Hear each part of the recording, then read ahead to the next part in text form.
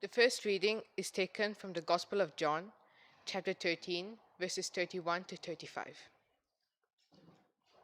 After Judas had left, Jesus said, "Now the Son of Man's glory is revealed. Now God's glory is revealed through him. And if God's glory is revealed through him, then God will reveal the glory of the Son of Man in himself, and he will do so at once. My children, I shall not be with you very much longer. You will look for me, but I tell you now that what I told the Jewish authorities. You cannot go where I am going. And now I give you a new commandment: love one another. As I have loved you, so you must love one another. If you have love for one another, then everyone will know that you are my disciples." The second reading is taken from the book of 2 Corinthians, chapter 5, verses 17 to 20. Anyone who is joined to Christ is a new being. The old is gone, the new has come. All this is done by God, who through Christ changed us from enemies into his friends and gave us the task of making others his friend also.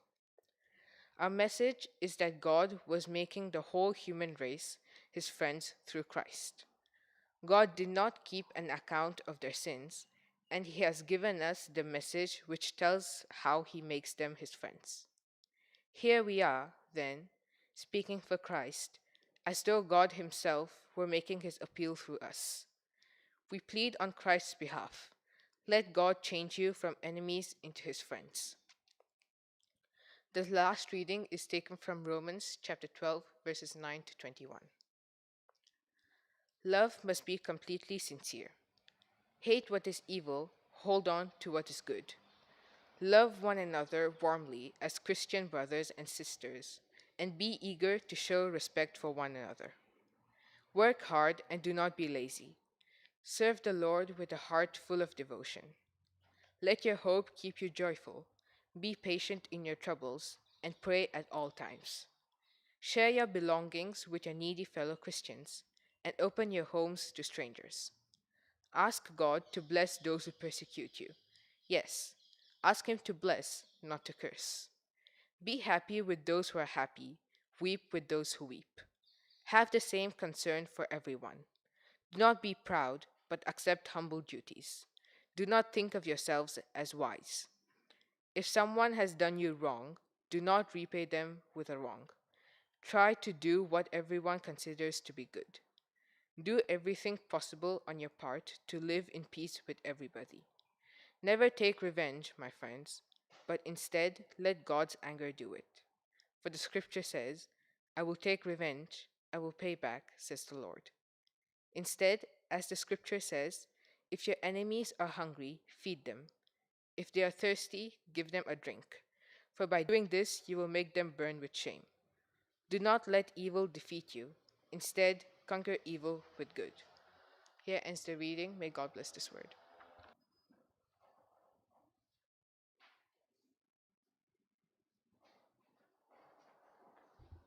Good morning. So we had three readings today, but I usually like to start with a little bit of light stories. Okay, so a couple of stories I wanted to talk about it. I wanted to talk these stories over anything else because the most common form of expression of love is couple love. You know, we wife and husband. This is what it is, right? So we always talk about that. So there is this story about this young lady. She visited, you know, AI nowadays, right? It's everywhere, right? So she went up and asked the AI service, you know, "I'm looking for a spouse. Can you please help me find a suitable one?" And the AI said, "What exactly are you looking for?" He said, "Well, let me see. Needs to be good looking, polite, humorous, sporty, knowledgeable, good at singing and dancing, willing to accompany me the whole day at home during my leisure hour if I don't go out, be able to tell me interesting stories when I need a companion for conversation, and be silent when I want to rest." So the AI thought about a long time. Okay, so you should buy a television, it said, you know. Okay, oh, sorry, ladies, one for the guy, one for you also. So there was once this young man. uh, his mother, he told his mother, Mom, I met this beautiful girl. Okay, I'm really in love with her. I need to get married to her and things like that, but I don't know how to start. The mother, being all wise and knowing everything, she said, I have a suggestion. Call her home for a home cooked meal.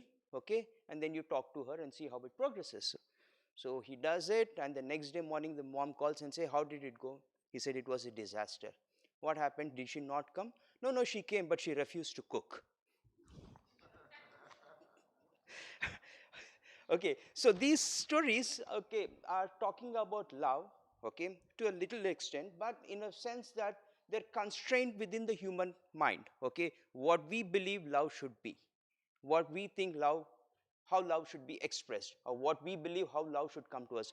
We are often making the same mistake, all of us, even after 20, 30 years, 40 years of wedding also, we still expect our spouses to change and understand us more rather than us understanding them. This is one of the critical things that goes on in our minds. But that said, okay, let's look at the context of when the readings of today, okay, which is from Acts, John, and Romans. Okay, uh, these readings were made during the early church. Okay, you all agree that Acts was just after the Gospels, and it was a time.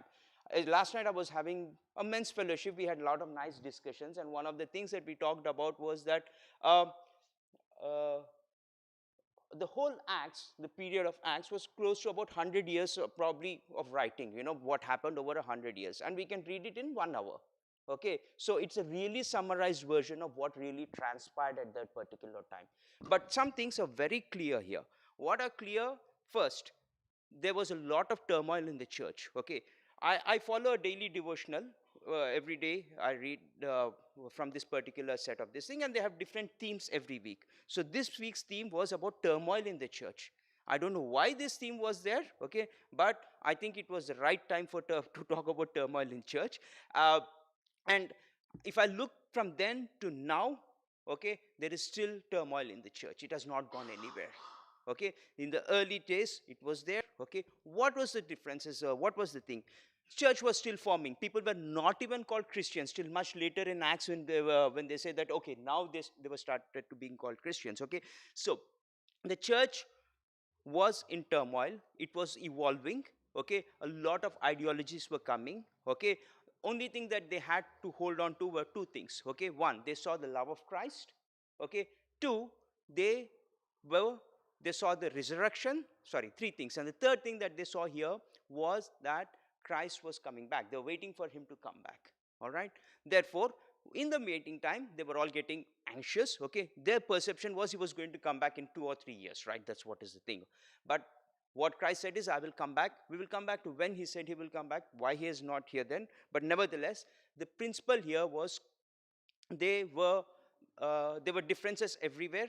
Okay, Paul had there is they had clear differences. There was followers of Paul, followers of Peter's, followers of James. They were all having different opinions about how things to be done. But the only thing that and they were also facing another challenge, the Romans. Okay, um, there are several stories that go on to say that Christians were the most persecuted religion in the world. Okay, while a lot of people talk about what modern Christianity has done, but at that particular time these were the most persecuted lot. Okay, they were also facing challenges in terms of people saying, no, you cannot be a Christian. If you're a Christian, you will be killed. The favorite pastime for the Romans at that time was to throw Christians into the Colosseum, okay, so that they can watch lions eat them live. Okay, that was a fun pastime. So these were all the challenges that they were facing, and there were divisions. Okay, but yet somehow the Christianity, the religion, survived and became the most common religion, the most followed religion in the world. What were the defining factors?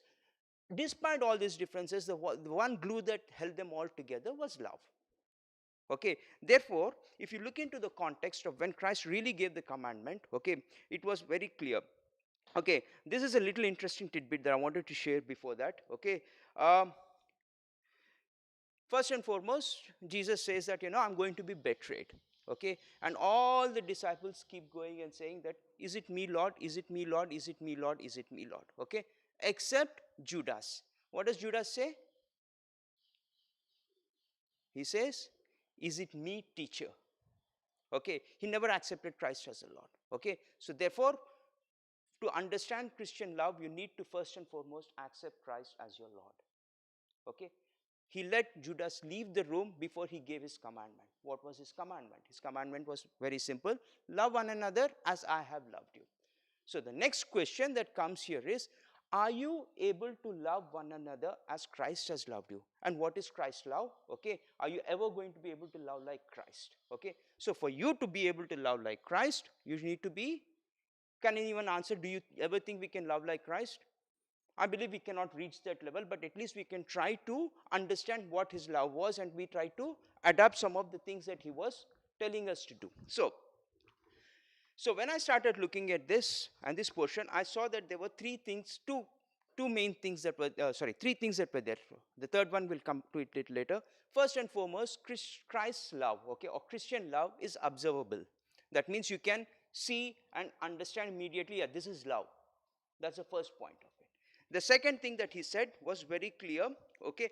So love transforms into community. Christ's love was always into community building, pulling the community together, pulling people from different backgrounds into one nest. This is what Christ wanted to do. This is the second thing that was there. Okay. Third thing, there was a lot of sacrifice. We will come to those points a little later. But let's look at what do you mean by observable love. Okay, that people can see. It is action.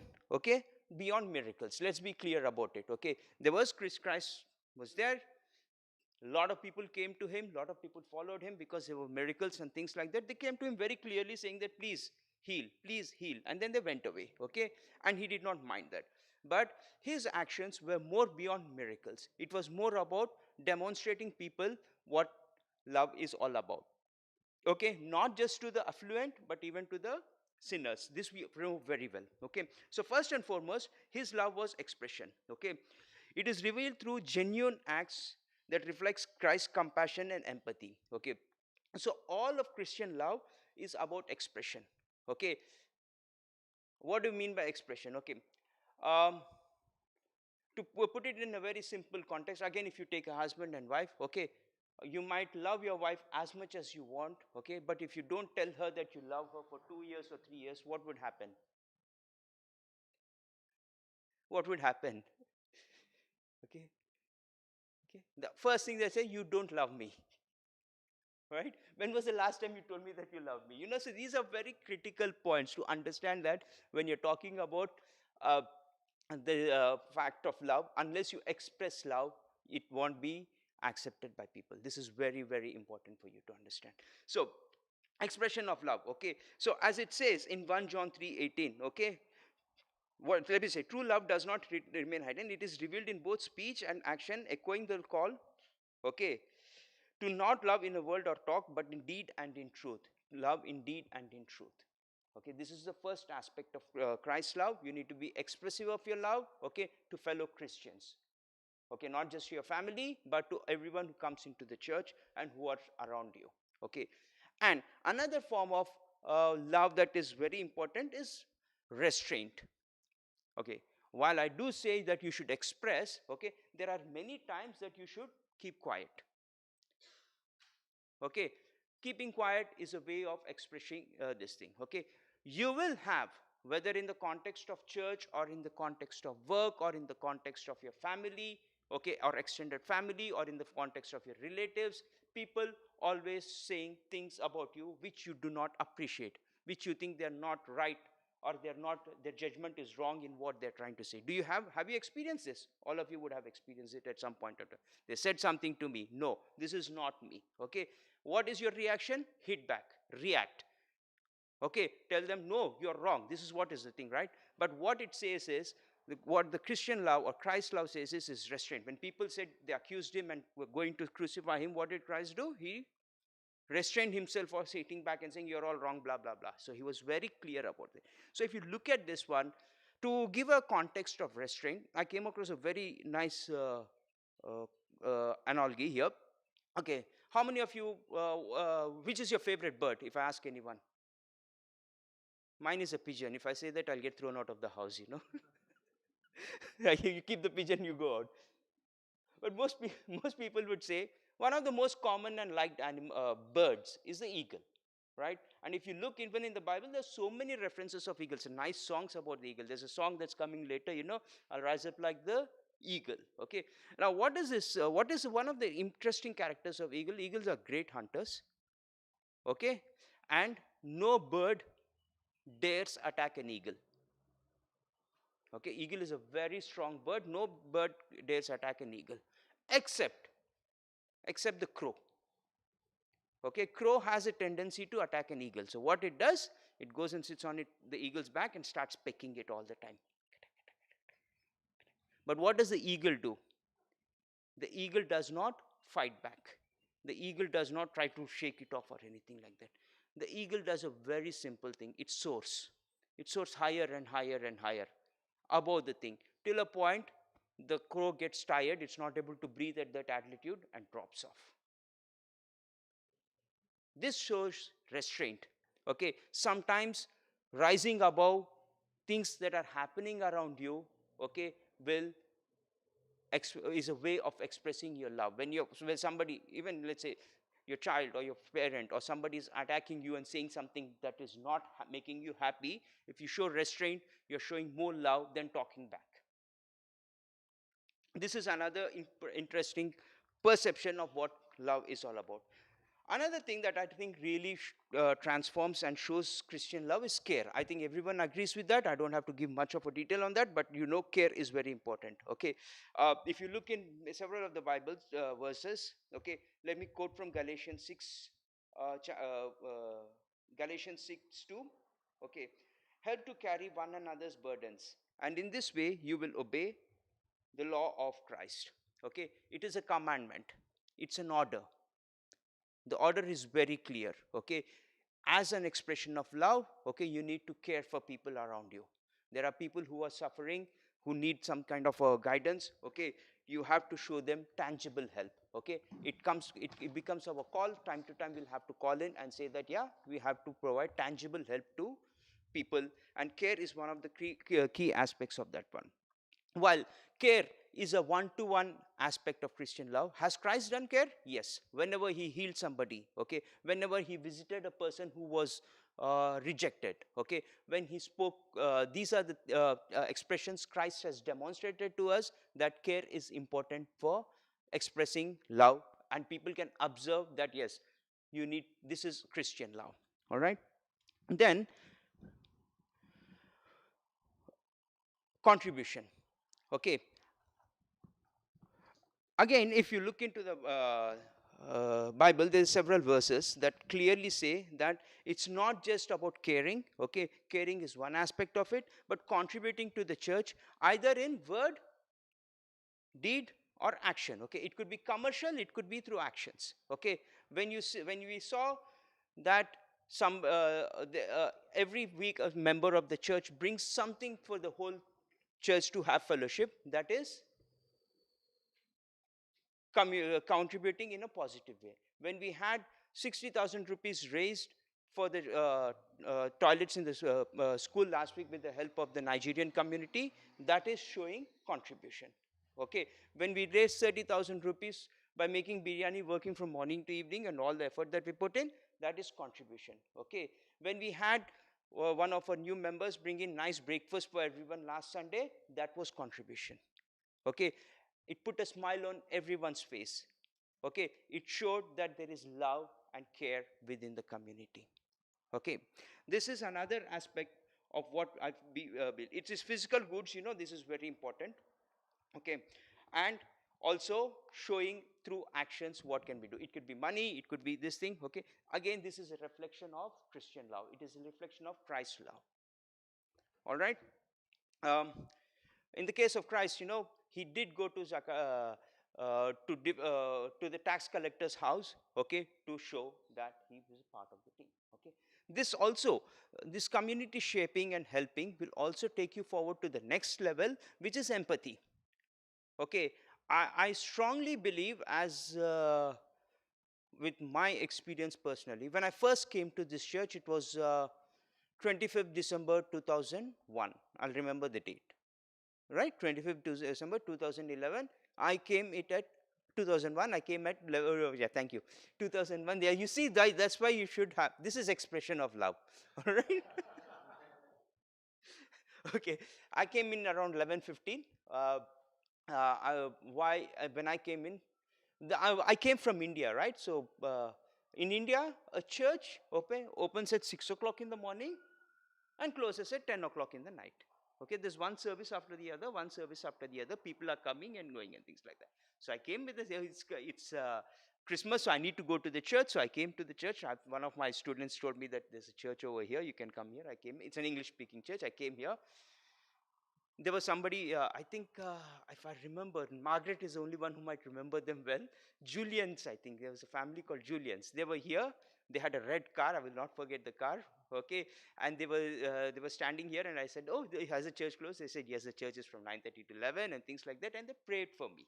They prayed for me back then, and they told me that, yes, this is and since then, I've been coming every Sunday when I was in Mauritius to church. I don't remember a single one or twice we went to the north and things like that. That's the first thing. Again, 2006, I think August 3rd or 4th. This I can't remember. That's when I got married, actually, around 22nd of August. When me and my wife came in here, okay, the welcoming spirit of Saint Columba, okay, was the one that stood behind our marriage. All right, if the church was not here, I don't know how our marriage would have gone. Okay, putting Christ at the center of your love, seeing Christian loves, loving like Christ. Okay, we saw it with the members who were there in the church at that time. Okay, okay, I'm making some people emotional now, but it is true. Okay, so that love, okay, empathy that we received from this church, okay, I don't know how many of you have felt it afterwards who came to this church from outside. Okay, we don't care whether it's a Presbyterian church or not. It is a church that welcomes. It is a church like Christ intended it to be, right? From every denomination, from every country, from every race. Even if I stand here and look, come, if you want, you can come and look. We see people from all races and backgrounds worshiping together and loving together. Okay, and in Mauritius, this church is one of the things that brings us together. That emotional bond that it has brought to us together is very critical. Okay, and I believe our church has always been at the center of demonstrating Christian love. We had ups, we had downs. We went into the pits, we came back again. Right? Half my life I've been coming to the church. I can see all the things that happen up and down. But Christ's love, okay, if you want to understand how it is, whether it is expression and things like that, not to everyone's satisfaction all the time. You cannot please everyone all the time. If it was the case, every person would have already been Christian when Christ was here. He didn't have to be crucified for that situation to happen. So that is another important aspect for you to understand, that empathy is one of the most important thing. So when you look at these character traits, okay, and in a community living, if you're talking about it, okay, so the main points that would come out is, one is affection.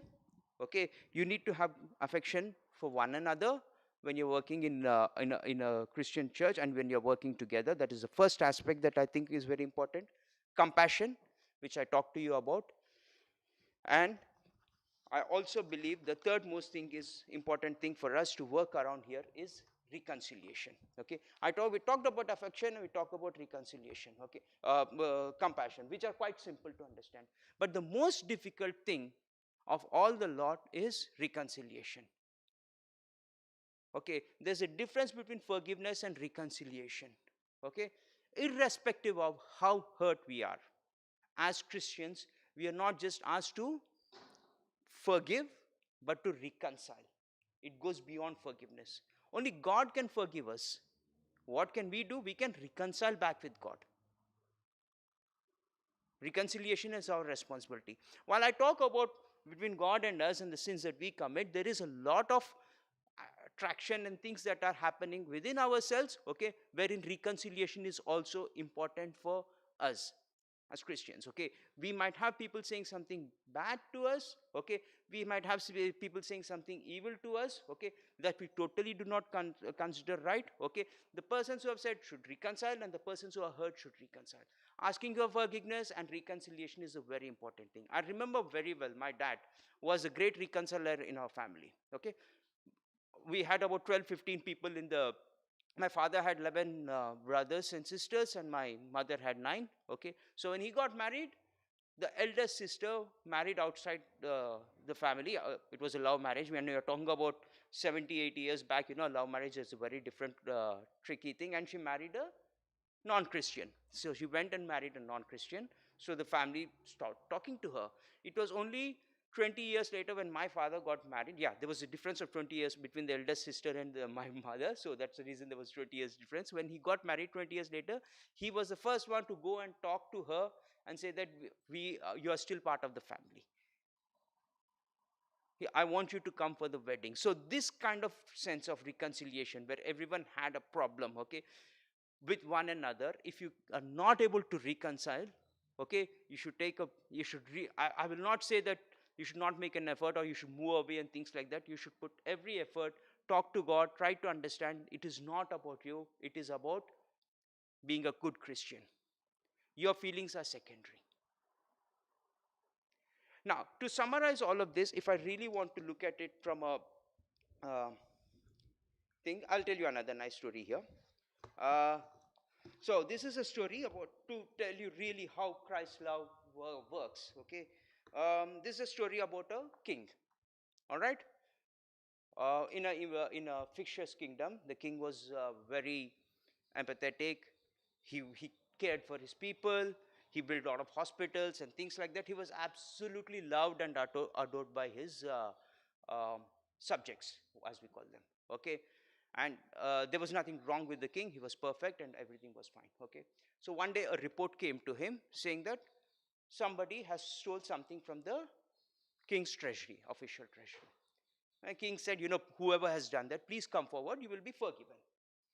Okay, no one turned up. Then the king said, okay, I need to make it a little more tricky. Then he said, after a few days, again he announced that, whoever has done that, if you don't come out and if you're caught, you will get 10 lashes. If you come out now, okay, you will get 10 lashes, and that's okay. That's where it ends there.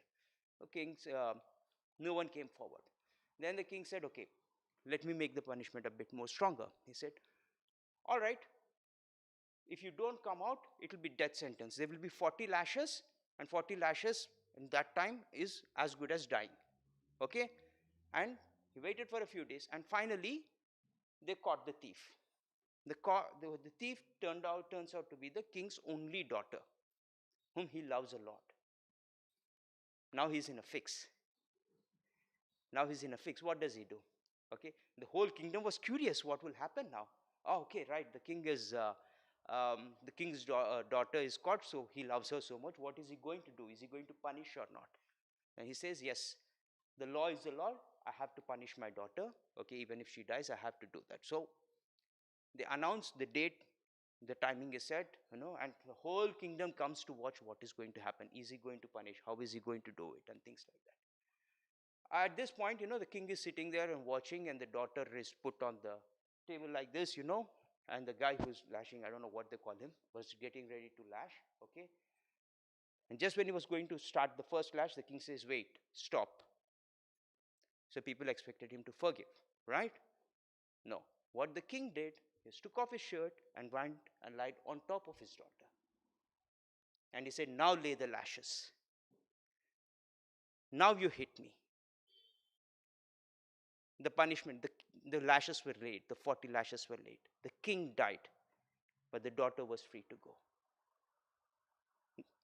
When Christ was put on the cross and the nails were put in, when he was choking on his bed, on his own blood, and people were mocking him and thinking like he was taking the lashes on your behalf. We are the children that we are talking about. This is Christ's love. Each time we talk behind somebody's back, we are putting another nail. And when all of this finished, he did not say, I am finished, you're finished, this is finished. He said, it is finished. What is finished? Is it sin finished? No. Even till date, we continue to sin. But what is finished? judgment or your punishment for sin is over. It's been taken over by Christ. With that, my friends, I would like to end. Amen.